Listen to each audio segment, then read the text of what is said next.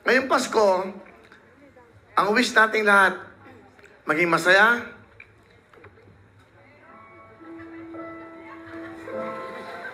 di ba? Walang may sakit sa mga mahal sa buhay. At ang pinaka-importante, sana magmahalan ng bawat Pilipino.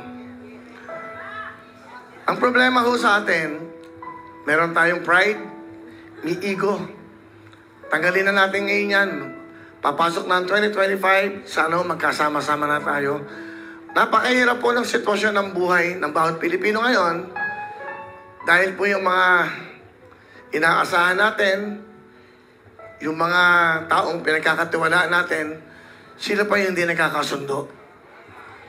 Sana ho, sa ating mga pinagkakatiwalaan, tumikit, magdasal, palambutin ang puso. Mahalin natin ang kapwa Pilipino. Kasi tayo-tayo lang po ang mag-aangat sa ating bansa. Sana ngayong Pasko, pag-ibig, pagmamahal, ang ipagkaloob natin sa bawat Pilipino. Itong programang ito, lagi ko sinasabi, araw-araw ay Pasko dito. Araw-araw may saya, araw-araw may regalo. Kaya maligayang Pasko sa inyo lahat. Maraming po salamat sa nagmamahal sa programang ito. Sensya na kayo, medyo hindi naman ito emosyonal. Ito may paalala lang sa ating mga kabayan.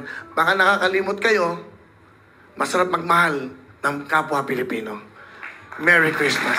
Dahil ikaw ang Christmas light sa aking Christmas tree, ikaw ang Christmas carol sa aming